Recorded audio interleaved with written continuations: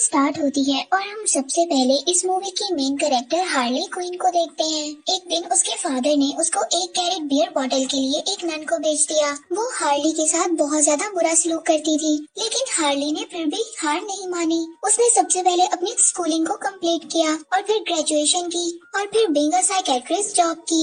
वहीं पर हार्ली एक जोकर नाम के आदमी से मिली। वो जोकर अब उसका बहुत ही अच्छा फ्रेंड बन गया था। हार्ली अब जोकर की हर बात को मानती थी। वो जोकर उसको एक केमिकल में कूदने को कहता है, जिसकी वजह से हार्ली के माइंड पर बहुत बुरा असर पड़ता है। और साथ ही हमें दिखाया जाता है ब्लैक मास्क, जो कि इस सिटी का सुपर विलन है और वो अपने आप को इस सिटी का टॉप माफिया बनाने के लिए बहुत ही बुरे लोगों से कांटेक्ट रखता है, ताकि वो इस सिटी में बहुत ज्यादा बुरे काम कर सके और लोगों को परेशान कर सके। और इसका एक शौक भी होता है मास्क को कलेक्ट करना। और यहाँ पर हम थर्ड मेन कैरेक्टर हेलिना को देखते हैं, जो कि एक बहुत ही रिच फैमिली से बिलोंग करती थी। उसकी फैमिली को कुछ लोगों ने पैसे के लिए मार दिया था, लेकिन वो उस वक्त बच गई थी और उसको उन्हीं लोगों में से एक आदमी अपने साथ ले जाता है और वहीं पर उस आदमी के भाई और बहन उसको अच्छी सी ट्रेनिंग देते हैं, ताकि वो बुरे लोगों का मुकाबला कर सके। और इसके बाद मूवी स्टार्ट होती है और हम हार्ली क्विन को देखते हैं, जिसको जोकर ने छोड़ दिया था और अब वो बहुत ज्यादा परेशान थी और अब उसने साथ ही एक पेट को रखने का भी फैसला किया था। और इसीलिए अब वो एक शेल्टर में पहुंच जाती है, जहाँ पर वो एक डॉग को अपना पेट बना लेती है। और यहाँ पर हम देखते हैं कि हार्ली एक बहुत ही अच्छी स्केट फाइटर भी है और वहाँ से हार्ली अब एक क्लब में जाती है। ये क्लब ब्लैक मास्क का था और उस क्लब में जाकर वो बहुत ज्यादा ड्रिंक करती है और उसकी ड्रिंक एक आदमी पर गिर जाती है, जो उस पर बहुत ज्यादा चिल्लाता है। तभी हार्ली उस पर जंप कर देती है और उसकी दोनों टांगे टूट जाती हैं। और वो आदमी कोई और नहीं बल्कि ब्लैक मास्क का ड्राइवर था। और अब ब्लैक मास्क को इस बात पर बहुत ज्यादा गुस्सा आता है। वो हार्ली को क्लब से जाने का कहता है और अब जब क्लब से हार्ली वापस आती है तो उसको ब्लैक मास्क पर बहुत ज्यादा गुस्सा आ रहा था। और अब हार्ली इस बात को डिसाइड करती है कि वो ब्लैक मास्क को पूरी तरह से तबाह कर देगी और वो साथ ही बड़े ट्रक को वहाँ पर जाकर स्टार्ट कर देती है और सामने केमिकल फैक्ट्री में जाने लगती है। और ये वही केमिकल फैक्ट्री थी जिसमें हार्ली ने अपने आप को जोकर के लिए बदला था और इस फैक्ट्री का ऑनर कोई और नहीं बल्कि ब्लैक मास्क था। और अब हार्ली उस ट्रक से बाहर जंप कर लेती है और वो ट्रक सीधा केमिकल फैक्ट्री में चला जाता है, जिससे बहुत ही बड़ा ब्लास्ट हो जाता है और वो फैक्ट्री पूरी तरह से डिस्ट्रॉय हो जाती है। इसके बाद हार्ली वहाँ से चली जाती है और हार्ली जब सुबह उठती है तो उसे बहुत ज्यादा भूख लग रही थी। वो एक रेस्टोरेंट में जाती है, वहाँ पर एक सैंडविच ऑर्डर करती है और अब वो उस सैंडविच को लेकर बाहर जा ही रही थी, तभी उसके पीछे एक पुलिस ऑफिसर पड़ जाती है, जिसका नाम होता है रैनी मोंटेना। और वो हार्ली को पकड़कर अपना प्रमोशन करवाना चाहती थी। और अब रैनी ऑफिसर यहाँ पर अकेली नहीं थी जिसको हार्ली की तलाश थी, बल्कि यहाँ पर और भी बहुत ज्यादा लोग होते हैं जो कि हार्ली के पीछे पड़े थे, क्योंकि हार्ली ने जोकर के साथ मिलकर उन लोगों के साथ बहुत ज्यादा बुरा किया था। और अब जब सब लोगों को ये बात पता चल गई थी कि हार्ली के साथ जोकर नहीं है, तो वो सब लोग हार्ली के पीछे पड़ गए थे। इसीलिए अब वो एक एक करके हार्ली को परेशान करने की कोशिश करते हैं। और अब हार्ली हर तरफ से बुरी तरह से फंस गई थी, लेकिन तभी वहाँ पर एक मास्क वाली लड़की आ जाती है और वो अपने क्रॉस बो से उस आदमी को मार देती है जो कि हार्ली को मारना चाहता था। और दूसरी तरफ हम ब्लैक मास्क को देखते हैं, जिसने एक फैमिली को पकड़ा हुआ था। ब्लैक मास्क एक हीरे के बारे में उनसे इंफॉर्मेशन कलेक्ट करना चाहता था और अब ब्लैक मास्क अपने खास आदमियों को उस फैमिली को मारने के लिए कहता है। और अब जब ब्लैक मास्क का आदमी उस बच्ची के पास जाता है तो वो बच्ची उनको सब कुछ बता देती है।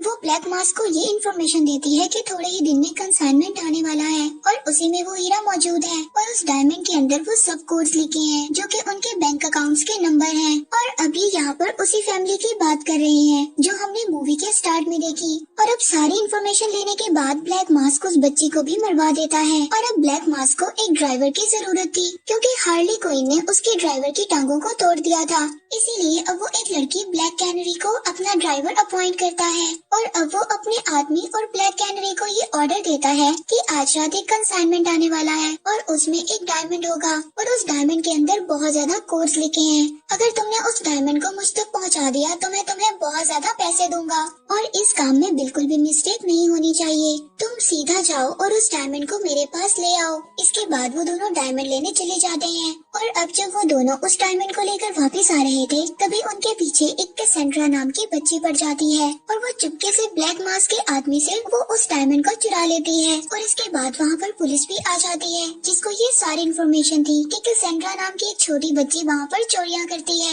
और वो वहाँ पर लोगों के पर्स, चेन और रिंग्स को चुरा रही है। इसीलिए अब पुलिस वहाँ पर पहुंचकर कैसेंड्रा को पकड़ लेती है और उसे अपने साथ ले जाती है। इसके बाद सीन शिफ्ट होता है और हमें दिखाया जाता है कि हार्ली क्विन को ब्लैक मास्क के लोगों ने पकड़ लिया है और यहीं पर ब्लैक मास्क हार्ली क्विन को मारने की धमकी देता है और कहता है कि जोकर के साथ अब तुम्हारा कोई भी कांटेक्ट नहीं है। ये बात पूरे सिटी को पता चल चुकी है और तुमने मेरा काफी ज्यादा नुकसान किया है। और तभी हार्ली ब्लैक मास्क को कहती है कि तुम एक डायमंड को चुराना चाहते थे जो कि एक छोटी बच्ची ने चुरा लिया है और ब्लैक मास्क हार्ली को कहता है कि अगर उस डायमंड को तुमने मुझ तक ला कर दिया तो मैं तुम्हें छोड़ दूंगा और मेरे लोग कभी तुम्हें फ्यूचर में तंग नहीं करेंगे।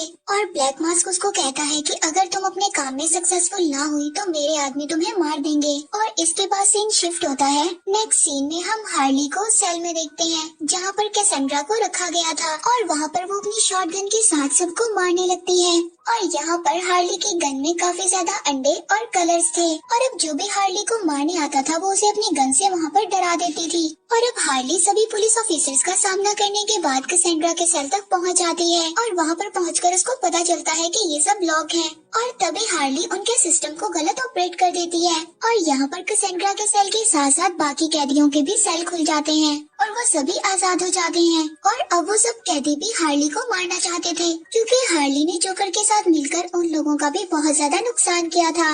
और यहाँ पर हार्ली सबके साथ फाइट करती है और ये फाइट पहुँच जाती है इन्वेस्टिगेशन डिपार्टमेंट तक और इस डिपार्टमेंट में काफी ज्यादा गन्स और बहुत ज्यादा वेपन्स होते हैं जो कि पुलिस ने इन कैदियों से लिए थे। और यहाँ पर हार्ली को उसका फेवरेट वेपन बेसबॉल बैट मिल जाता है और यहाँ पर हार्ली सभी कैदियों से फाइट करने लगती है और यहाँ पर हमें पता चलता है कि हार्ली स्केटिंग के साथ साथ बेसबॉल बैट से फाइट भी काफी अच्छी कर लेती है।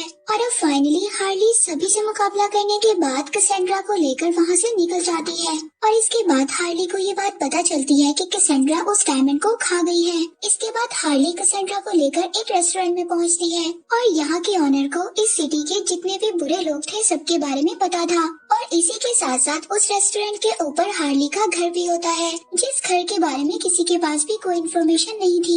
इसके बाद हार्ली अपने पेट को खाना देती है और तभी रात को उसके घर के बाहर कुछ लोग आ गए थे और वो लोग उसके घर पर एक ब्लास्ट कर देते हैं जिसकी वजह से उसका पेट मर जाता है। और इस बात से अब हार्ली को बहुत ज्यादा गुस्सा आता है क्योंकि वो इस बात को सोचती है कि उसके घर के बारे में सिर्फ इस रेस्टोरेंट के ऑनर को पता था और इन लोगों को मेरी लोकेशन के बारे में कैसे पता चला। अब हार्ली नीचे आकर उस रेस्टोरेंट के ऑनर से पूछती है कि आपने उन लोगों को मेरी लोकेशन के बारे में क्यों बताया। तभी रेस्टोरेंट का ऑनर कहता है कि ये एक बिजनेस है, मुझे उन लोगों ने बहुत ज्यादा पैसे दिए थे और मैं इससे अच्छा रेस्टोरेंट ओपन करने जा रहा हूँ। इस वजह से मैंने तुम्हारी लोकेशन के बारे में उन लोगों को बता दिया, इसीलिए मुझे ऐसा करना पड़ा। अब ये ऑनर वहाँ से कहकर चला जाता है और अब हार्ली यहाँ पर ये डिसाइड करती है कि वो कैसेंड्रा को ब्लैक मास्क को दे देगी जिससे वो सभी बुरे लोग उसका पीछा करने से हट जाएंगे। इसके बाद हार्ली ब्लैक मास्क को कॉल करती है और अपनी बताई हुई लोकेशन पर आने के लिए कहती है जहाँ पर वो उसको बताती है कि मैं तुम्हें कैसेंड्रा को दे दूंगी। इसके बाद हम दोनों की डील फाइनल हो जाएगी। वो जगह कोई और नहीं बल्कि जोकर की फेवरेट जगह थी जिस जगह पर जोकर अपने सभी बुरे काम किया करता था। और उसी के साथ दूसरी तरफ हमें दिखाया जाता है रेनी मोंटेया ऑफिसर को जो अपने पुलिस डिपार्टमेंट में काम कर रही होती है। वहीं पर उसका हेड उसको धोखा देता है क्योंकि रेनी के हेड ने अपनी दूसरी असिस्टेंट को प्रमोशन दे दिया था जबकि वो प्रमोशन रेनी को मिलना चाहिए था क्योंकि रेनी ने बहुत अच्छा काम किया था और काफी ज्यादा बुरे लोगों को पकड़कर जेल में बंद भी करवाया था। और अब रैनी इस बात से काफी ज्यादा सैड हो गई थी। वो पुलिस डिपार्टमेंट से जॉब को छोड़ देती है और अब जब ब्लैक मास्क को हार्ली क्विन ने कॉल की थी तो वो ब्लैक कैनरी और अपने साथी को उसका पीछा करने के लिए कहता है और उनसे कहता है कि तुम उस डायमंड को मेरे पास लेकर आओ, इसके बाद चाहे तुम हार्ली को मार देना। और ये बात ब्लैक कैनरी भी सुन लेती है क्योंकि वो कैसेंड्रा को जानती थी और अब इसीलिए ब्लैक कैनरी ये नहीं चाहती थी कि ब्लैक मास्क का आदमी कैसेंड्रा को मार दे। इसीलिए अब ब्लैक कैनरी उन दोनों को मैसेज कर देती है और अब ये सब बातें ब्लैक मास्क के साथी को पता चल गई थी।